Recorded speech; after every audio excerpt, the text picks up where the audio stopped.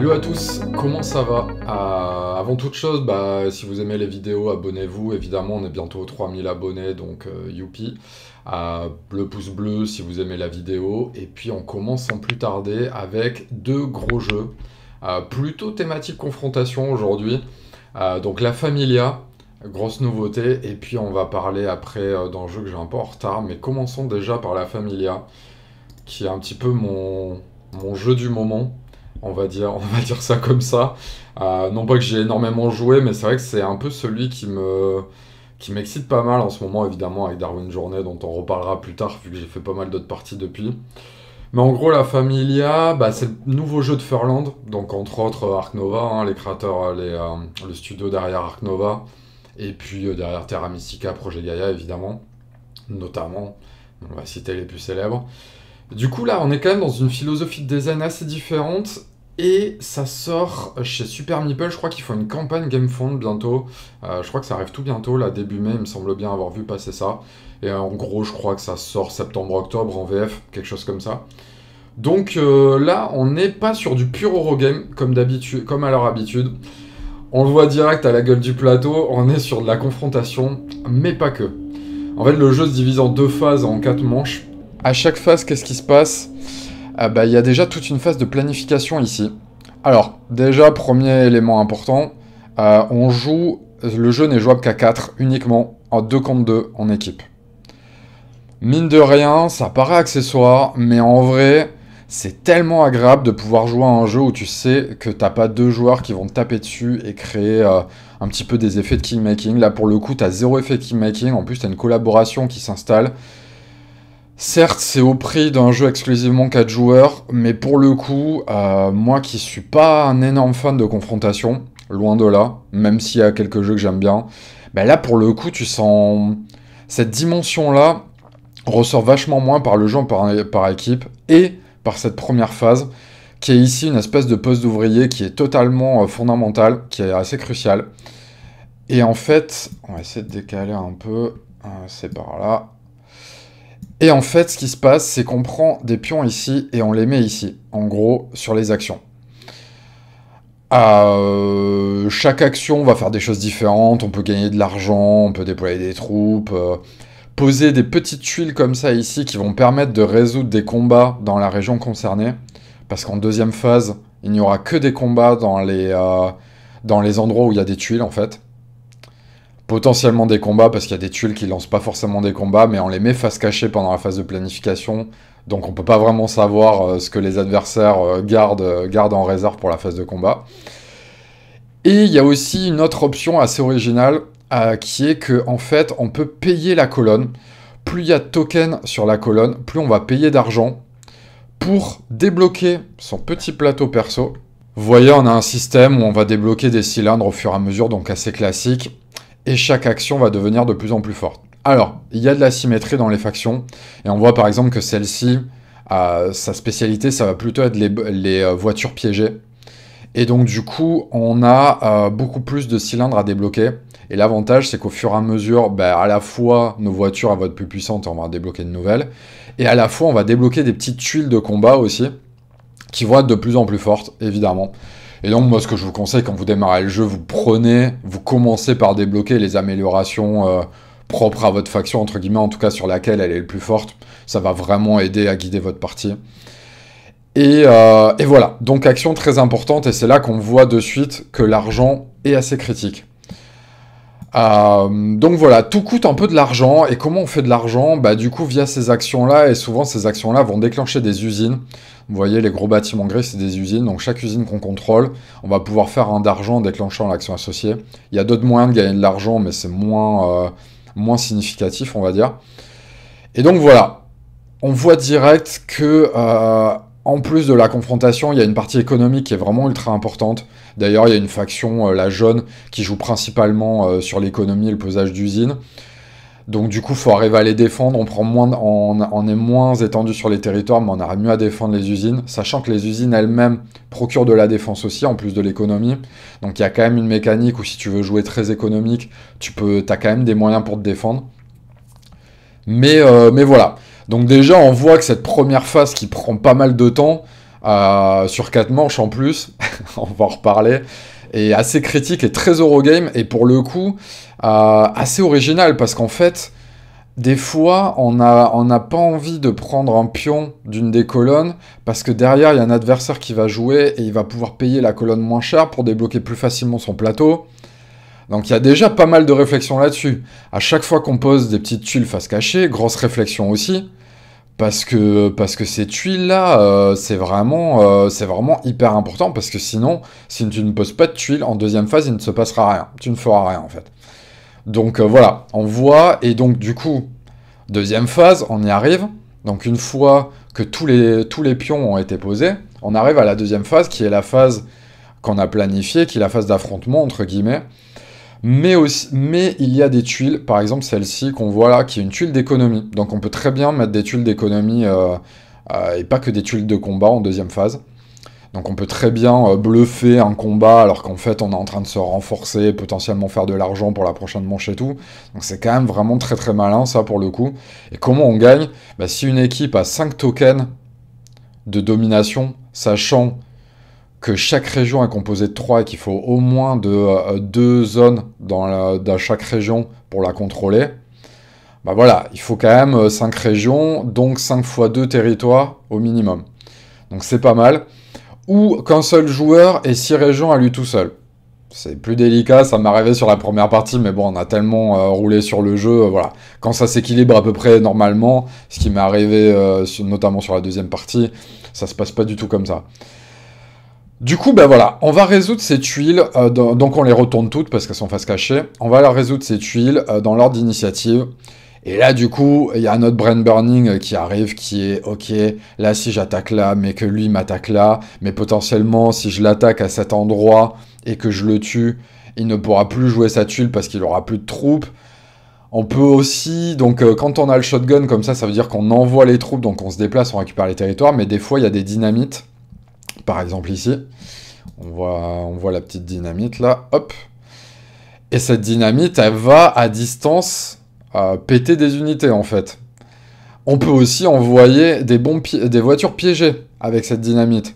Et donc là, en fonction de la valeur sur notre petit plateau, on va faire plus ou moins de victimes directement avant même d'avoir lancé une attaque chez eux. On a aussi les bateaux là, ici, qu'on peut voir, qui permettent, par exemple, avec ces troupes bleues, d'attaquer ici. Bon, en tout cas, si le rouge n'est pas son allié. Mais en gros, ça permet de prendre le bateau et d'attaquer. On peut aussi prendre plusieurs bateaux en même temps. Donc là, je pourrais très bien prendre le bateau rouge, puis ce bateau rouge, et attaquer carrément ici, si j'ai envie. Donc voilà, c'est assez intéressant les codes, parce qu'en utilisant les bateaux, on peut vite se téléporter. Si, imaginons, il y aura un bateau là, on peut carrément aller à l'autre bout de la map. Donc les bateaux, mais bon voilà, il faut les payer, il faut faire les actions pour ça. Donc voilà, il y a beaucoup de choses. Et comme vous le voyez, bah, le jeu est hyper complexe en fait dans les stratégies à mettre en place. Donc évidemment, il y a tellement de paramètres que forcément, il y a des choses qu'on va jouer un peu en mode... on essaie de faire au mieux au feeling, mais tout va pas se dérouler comme prévu. Et la phase de combat, il y a un petit twist assez rigolo, c'est quand on envoie les troupes, il y a deux manières de résoudre. Soit on en enlève 2 à soi directement, et après 1 pour 1. Donc là, par exemple, si le bleu attaquait le vert ici, on enlèverait 2 troupes, puis 1 pour 1. Donc il en resterait 4 bleus et 3 vertes, ben, il resterait plus qu'une bleue au final, tu remportes le territoire, mais t'as quand même perdu beaucoup de troupes. Ou alors, tu joues avec des espèces de cartes. On a chacun 3 mêmes cartes. Et en fait, on en pose une devant soi. Et l'adversaire décide de la prendre ou de la garder. Et en gros, tu as une carte qui enlève une unité, une carte qui en enlève 2. Et une carte qui convertit une unité en adverse en une unité à soi. Du coup, il y a une petite composante bluff là qui se joue de est-ce que j'ai joué une carte de merde de mon côté, mais parce que j'anticipe que l'autre va récupérer la carte. Bon, bref. En gros, c'est un espèce de calcul pour arriver à résoudre ces combats, parfois avec des petits twists, mais j'ai l'impression que c'est équilibré de manière à ce que quand même la force brute permette de compenser ça, notamment via les voitures qui peuvent détruire des unités avant, t'as des tuiles, dès qu'elles ont des têtes de mort, elles tuent des unités avant, donc vraiment au fur et à mesure de la partie, on joue de moins en moins sur cet aléatoire-là, et il a assez peu d'influence au final sur ce qui se passe vraiment, potentiellement sur les premières manches, mais sur les dernières, il y a des tuiles suffisamment puissantes pour vraiment pouvoir gérer ces combats de la manière qu'on veut. en tout cas du résultat qu'on souhaite, hein, évidemment. Sauf surprise d'une tuile adverse qui a une grosse défense, par exemple, évidemment. Et du coup, autre petit twist aussi, on débloque des tuiles comme ça, des tuiles pouvoir. Alors attendez, on va montrer, voilà. On a des tuiles pouvoir ici. Et en fait, pour chaque région qu'on possède, on va pouvoir mettre un token de sa couleur sur une tuile pouvoir. Donc on peut pas être... on a les mêmes tuiles en tant qu'alliés, et on peut pas être deux sur la même tuile. Et donc du coup, voilà, ça file des petits pouvoirs au fur et à mesure qu'on a gagné des régions. Donc il y a une petite composante moteur et montant en puissance là aussi, en plus de son plateau perso, qui est hyper agréable et qui va guider un peu la stratégie. Potentiellement, par exemple, là, les bateaux, quand on prend des unités pour aller tuer en prenant les bateaux, pour se déplacer avec les bateaux, bah, on tue une unité en plus, par exemple. On peut aussi, il y a des tuiles pour payer de l'argent pour créer des bateaux. Bref, il y a beaucoup de choses. Le truc, c'est qu'elles sont tirées au début pour que les tuiles soient les mêmes pour les deux équipes. Donc pas de déséquilibre là non plus. La Familia, j'aime beaucoup. Malgré le fait que ce soit que du 4 joueurs only. Et ça, clairement, ça fait que c'est plus compliqué à sortir. Il y a un autre phénomène aussi, c'est que le jeu est assez complexe et technique à jouer, moi je trouve, très rapidement. Ce qui fait que s'il y a de trop grosses différences de niveau entre les équipes, ça va clairement être horrible pour une autre équipe. Le gros avantage étant que, en jouant en équipe, bah, il suffit, par exemple, s'il y a deux nouveaux joueurs et deux joueurs qui connaissent le jeu, d'en mettre un dans chaque équipe, et les nouveaux joueurs, un dans chaque équipe aussi. Et ça s'équilibre très bien, c'est ce qu'on fait d'ailleurs généralement. Ça marche très bien comme ça chaque joueur peut un peu donner des conseils et tout. Et ça évite ce truc de confrontation où un nouveau joueur va se faire totalement rouler dessus par les autres qui connaissent. Et en plus, potentiellement, créer des effets de kingmaking. Là, il y a zéro kingmaking, c'est hyper agréable. En plus de ça, toute cette partie planification Eurogame sur les jetons est hyper agréable. Vraiment. Par contre, c'est long. C'est super long, clairement. Faut 3 heures, 3 heures et demie, mais en mode intense. Hein. C'est pas juste que la durée de partie est longue, parce qu'en soi, 3 heures, il y a des jeux qui font 3 heures. Mais le jeu est tellement intense dans les choix, et dans tout ce qui se passe, et dans tout ce que tu fais.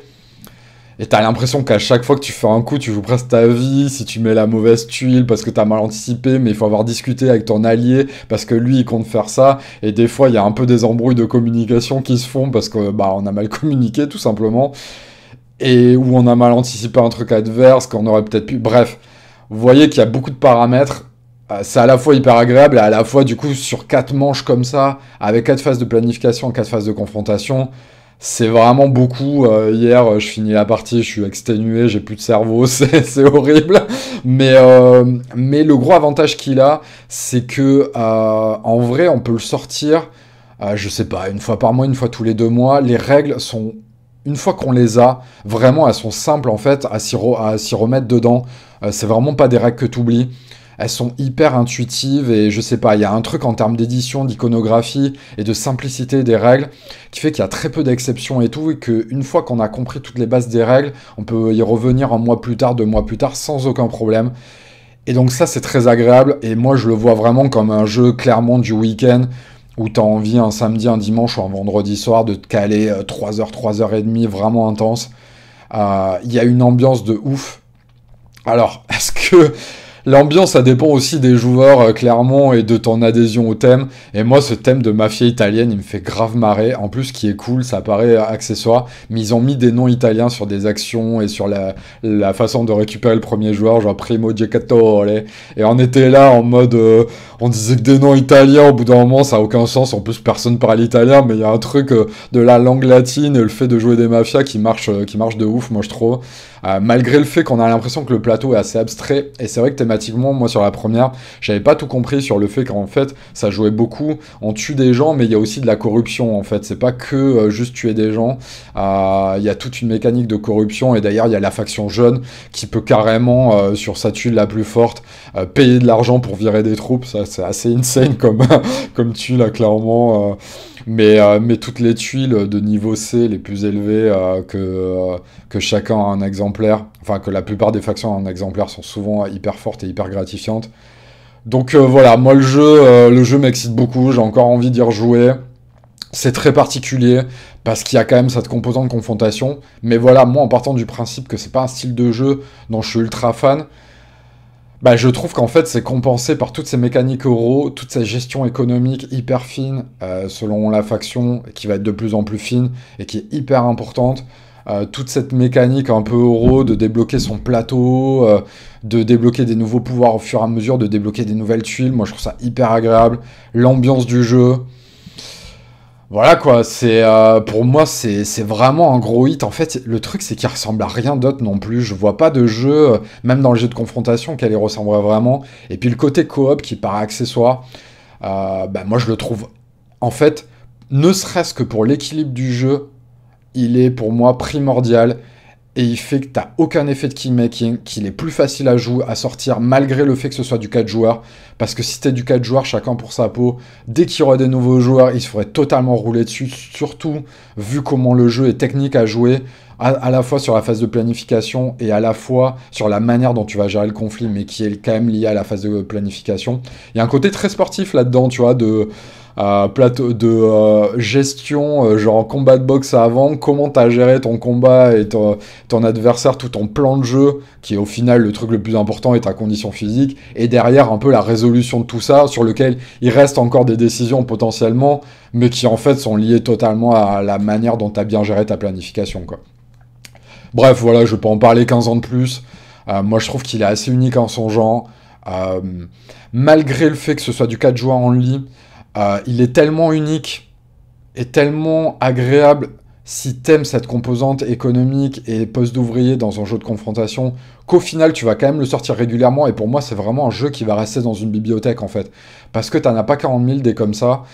Et du coup, tu vas avoir envie de le sortir de temps en temps, au moins de temps en temps. Et comme je dis, une fois que tu as les règles et qu'elles sont bien acquises dès la première partie, et que tu as relu un peu les règles entre-temps pour voir si t'as pas fait d'erreur, bah, l'édition du jeu, d'ailleurs, qui est impeccable, hein, vraiment, ça paraît peut-être pas très lisible comme ça, mais en vrai, une fois qu'on l'a, c'est hyper lisible et c'est hyper agréable. Enfin, une charte graphique différente, moi je trouve ça vraiment, je trouve ça un très bon choix, même si c'est pas forcément le choix plus commercial, mais moi je trouve ça hyper bien.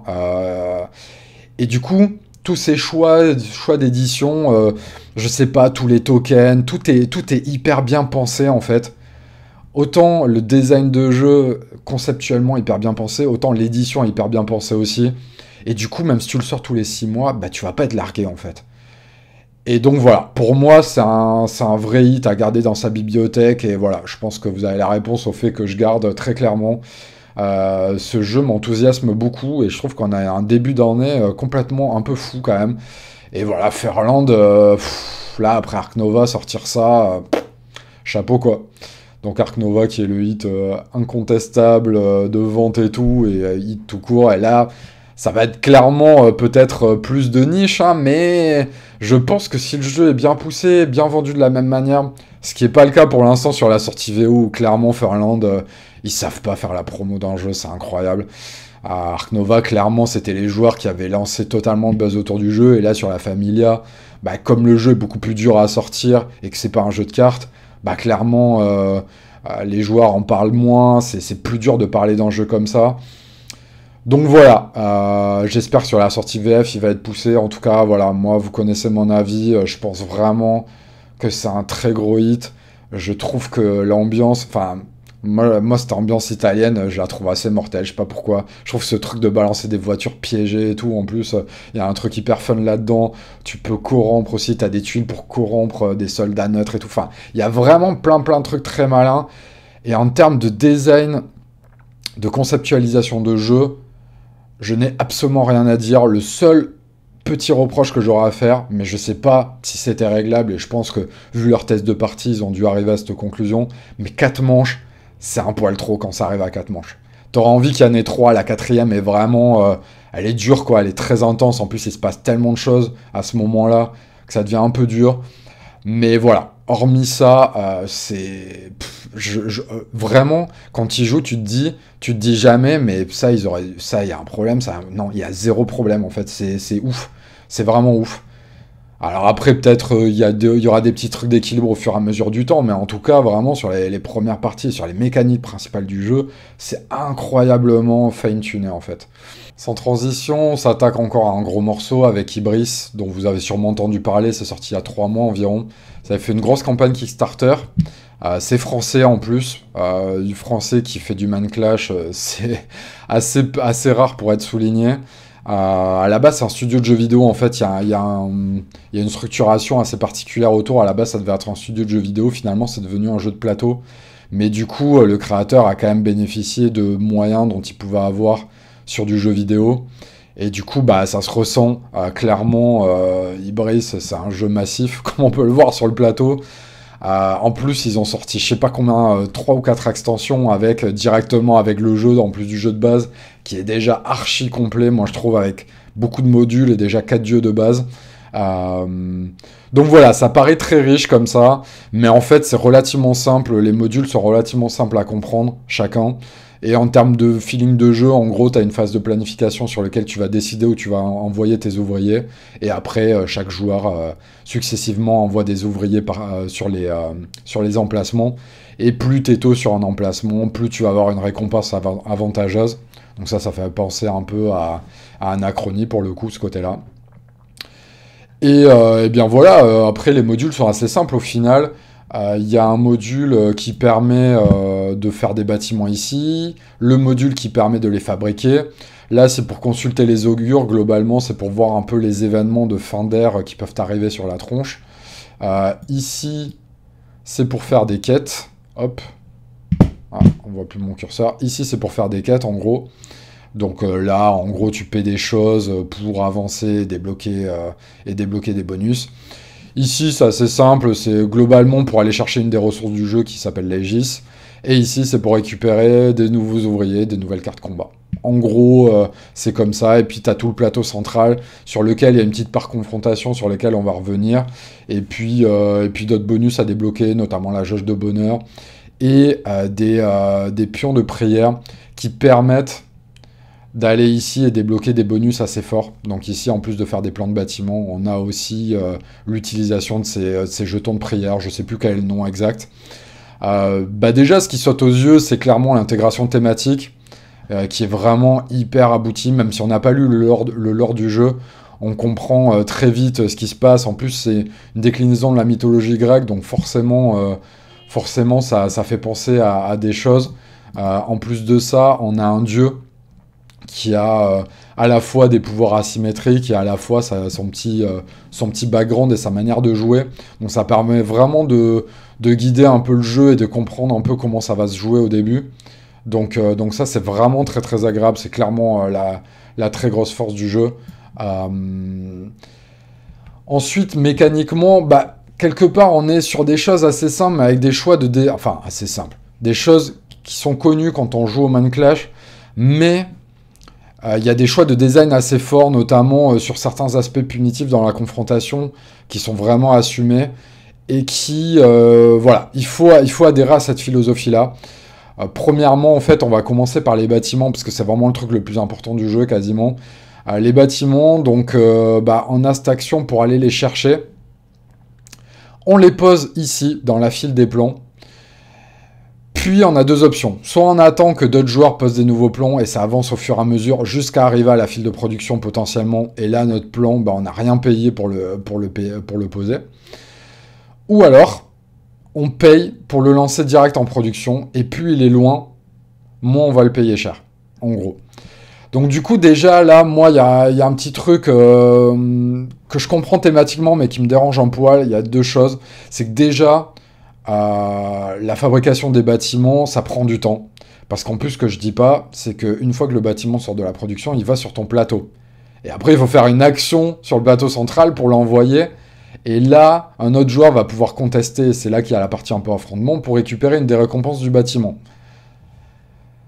Le bâtiment continue de t'appartenir quand même, heureusement, et donc les pouvoirs associés. Mais parfois, le fait de te faire deny le bâtiment, ça peut être chiant, notamment sur la jauge de bonheur qui est clairement ici, qui est clairement souvent le truc le plus fort à récupérer, ou les prières. Mais voilà, ça peut donner un gros avantage potentiellement à l'autre. Mais voilà, ça c'est choisi, ça fait partie du jeu. Mais du coup, pour en venir au bâtiment, bah, il y a aussi ce truc qui me dérange un peu, c'est que des fois, t'as pas envie de le payer, le bâtiment. T'as envie de le faire sortir, qu'il arrive gratuitement en production et que les joueurs les posent. Donc il y a un truc intéressant qui est que plus tu poses ton plan vite, plus il va se faire pousser rapidement. Et ça c'est cool parce que ça engendre une notion de timing. Mais par contre, des fois, bah, tes plans ils avancent pas. Et t'as pas envie de les payer parce qu'il faut aller sur des actions un peu sous-optimales pour récupérer des ressources. Qu'en plus, il y a des effets de cartes parfois qui te font perdre, notamment les espèces de Bouddhas qui font prier, là, je sais plus comment ils s'appellent, les sages, je suppose, ou les oracles, je crois. Il y a en fait, il y a des moyens de les perdre de manière totalement random, et du coup, c'est une ressource tellement pas stable, en fait, que aller payer pour ça, alors qu'en plus, tu peux l'avoir totalement gratos sans dépenser d'action, juste parce que des adversaires envoient des plans. Bah, clairement, ça fait que t'as la strat bâtiment qui devient plus ou moins viable selon le fait que plus ou moins de joueurs ils vont dessus, en fait, tout simplement. Et moins t'as de joueurs, moins la stratégie est viable, en fait. Donc, effectivement, on pourrait dire, ouais, mais on n'a qu'à s'adapter à ça et faire moins de bâtiments. Déjà, premièrement, c'est un peu triste parce que les bâtiments, c'est quand même un peu le truc central au milieu du jeu. Et c'est là où se joue la confrontation principale. Et deuxièmement, il y a des dieux qui jouent là-dessus, en fait, très clairement, et qui jouent sur certains types de bâtiments et qui ont besoin de construire des bâtiments. Donc voilà. Il y a effectivement d'autres moyens de faire des choses, notamment via les quêtes, et ça c'est cool, il n'y a pas de souci. Il y a aussi une mécanique avec ces petites cartes là, augure, que moi je trouve ça assez intéressante, qui te guide un peu, qui te dit si tu fais telle action à tel endroit, de telle manière, ça te débloque tel bonus. Donc ça, je trouve ça vraiment plutôt cool, ce truc-là, ça te pousse un peu à diversifier ta façon de jouer. Donc nous, on a House Relay, quand tu connais un peu le jeu, t'en pioches deux et t'en gardes une, c'est mieux quand même, parce que des fois, t'en pioches une qui est tellement opposée à ta strat de jeu, que c'est comme si t'avais perdu une action, c'est un peu dommage. Mais voilà, il y a beaucoup de choix un peu forts. Moi, je trouve que le jeu, en fait, ce qu'il va créer, c'est que, en fait, il est très interactif dans de l'euro. Il y a beaucoup de mécaniques d'euro que moi je trouve hyper satisfaisantes. Je trouve que l'asymétrie du jeu est très très bien gérée. Vraiment, chaque dieu a sa propre personnalité, ses propres pouvoirs. Ça fait beaucoup d'infos à ingérer, mais c'est très satisfaisant. Mais il faut accepter ce côté un peu parfois incontrôlable, un peu king-making qu'il peut y avoir. Parce que certains joueurs, parfois, vont aller poser un bâtiment, mais c'est évident qu'ils peuvent pas le défendre, du coup ils vont se faire contest par la personne qui est dans la suite, parce qu'il y a une espèce d'ordre de jeu, et donc du coup, bah, potentiellement, si un joueur fait un peu n'importe quoi sur les bâtiments systématiquement, et que c'est l'autre joueur d'après qui en bénéficie, bah voilà, ça crée un peu de kingmaking. Sur les bâtiments aussi, potentiellement. Le truc aussi, c'est que moi, toutes mes parties, j'ai l'impression que quand il y a des bons joueurs autour de la table, dites-moi hein, si vous avez vraiment beaucoup de parties sur le jeu. Mais moi, c'est ce qui s'est passé systématiquement, et j'en ai discuté avec d'autres gens. Il s'est passé la même chose aussi. C'est qu'en fait, il y a deux manières de finir la partie. Soit en vidant les technos de son plateau, soit on arrive à la fin des 6 tours, si je dis pas de bêtises, des 3 heures en tout cas. Et là, on compte les points. C'est jamais arrivé là. C'est toujours arrivé au déblocage des technos, soit à la quatrième tour, soit au cinquième tour. Non, soit au cinquième tour, soit au sixième tour, pardon. Et donc du coup, bah en fait, il y a un peu cette mécanique à la route. Je mets des guillemets parce que c'est pas aussi fort. Mais où certains dieux sont censés se dénailler les uns les autres. Et en fait, certains dieux ont des réponses à un autre dieu. Et que si tu laisses faire un dieu, il va débloquer son plateau de manière plus simple. Alors, c'est pas forcément une personne qui est en charge de s'occuper de bloquer, mais il y a un peu ce truc que la table doit un peu s'auto-contrôler autour du jeu pour pas laisser s'échapper une personne, en fait. Donc ça, ce truc-là, il faut l'accepter aussi, parce que potentiellement, s'il y a une personne vraiment plus forte à la table, et que les autres comprennent moins les enjeux du jeu, qui sont très riches, parce que ce que j'ai pas dit aussi, c'est que les bâtiments, là, quand on les construit, ils sont absolument tous accessibles. On a un livre à la livre de magie à la Tricarion. Moi, c'est un choix de design dont je suis pas très fan, parce que je trouve que c'est donner beaucoup trop d'infos aux joueurs trop vite. Mais du coup, c'est très gratifiant pour les joueurs qui dosent grave le jeu et qui le connaissent par cœur. Et c'est un peu ça aussi, là où je veux en venir. C'est que c'est un jeu où t'as l'impression qu'il se destine à la même table de joueurs. C'est très dur d'inclure des nouveaux joueurs quand tu connais déjà très bien le jeu. Parce que il va être complètement perdu dans toutes les options de jeu.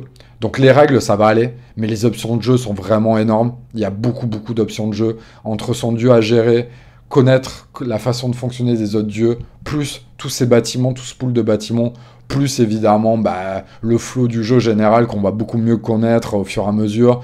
Les cartes de destinée aussi, des trucs qu'on peut se taper potentiellement dans la gueule, les connaître, savoir ce qu'on peut avoir forcément, ça aide beaucoup.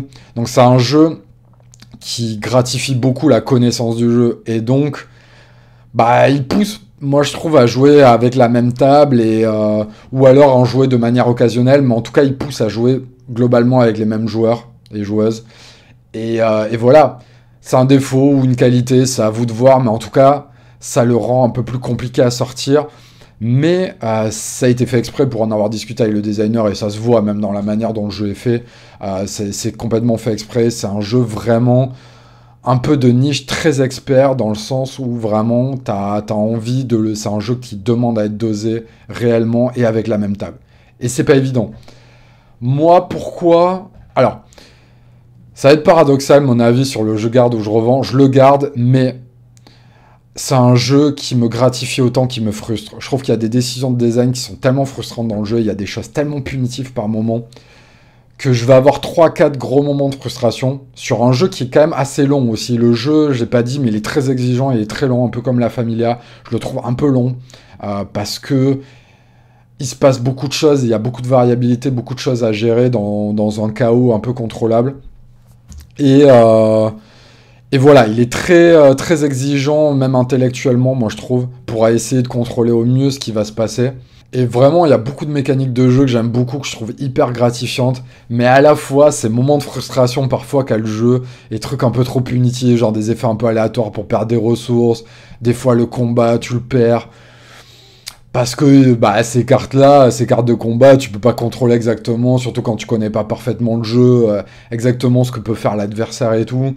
Les bâtiments, parfois, leur sortie un peu la façon dont tu vas les faire avancer un peu frustrante, je sais pas. Il y a des trucs un petit peu frustrants dans le jeu, même des fois, ce que tu vas te taper à la fin des airs, des fois, elles vont tellement plus handicaper un joueur qu'un autre. Mais voilà, en fait, c'est clairement voulu, c'est un jeu qui est tellement pensé thématiquement que c'est voulu ce truc-là, et il faut l'accepter en fait. Il faut accepter de jouer avec certaines frustrations, et on va tous avoir une tolérance différente à ça. Mais c'est vrai qu'il est beaucoup plus Eurogame que ce que je pensais en le voyant. Et tout ce côté très Eurogame, très aventure, un peu épique, immersive, me plaît beaucoup dans le jeu. Donc voilà, c'est un jeu totalement unique. En plus, avec les extensions qu'il y a, clairement, vous en avez pour votre argent, vraiment. Si c'est un jeu sur lequel vous accrochez, il a un tel potentiel de dosage, en fait, et il est tellement pensé pour ça, que vraiment, c'est un jeu que tu peux jouer quasi uniquement pendant un an, presque non-stop, tellement qu'il est riche, en fait, et avec les mêmes joueurs, évidemment. Mais voilà, à vous de voir où vous vous situez. C'est un jeu, pour moi, qui demande vraiment à être dosé, ou alors à jouer de manière totalement occasionnelle, mais il n'a pas ce truc entre deux de jouer un peu régulièrement, avoir régulièrement des nouveaux joueurs qui s'intègrent, parce qu'en fait, ça va créer trop d'effets de kingmaking, et surtout d'effets de leader, en fait, tout simplement, parce que les gens qui connaissent le jeu vont être énormément avantagés et vont beaucoup mieux savoir gérer les paramètres, et les nouveaux joueurs vont parfois être un peu frustrés, puis créer un peu des effets de kingmaking, avantager d'autres joueurs, donc ça va frustrer un peu tout le monde. Donc voilà, moi je trouve vraiment que c'est un jeu qui, soit tu le surdoses avec la même table, soit tu le joues très occasionnellement avec des nouveaux joueurs, mais que toi tu connais pas très bien et que tu sors de temps en temps. Donc, encore une vidéo énorme, mais là, j'avais tellement deux énormes jeux desquels parler que j'étais un peu obligé de faire une très grosse vidéo. Donc voilà, le pouce bleu, si vous avez aimé la vidéo, abonnez-vous. Je vais bientôt faire une vidéo pour les 3000 abonnés, sûrement, on va un peu discuter de tout ça. J'ai des choses un peu que je prévois. Donc voilà, les commentaires, n'hésitez pas à me dire ce que vous pensez des jeux, surtout Ibris. Après, pour les gens qui ont beaucoup de parties notamment, ça m'intéresse beaucoup de savoir, après beaucoup de parties, un peu comment vous l'abordez. Et puis voilà, je vous fais des gros bisous, à bientôt, ciao!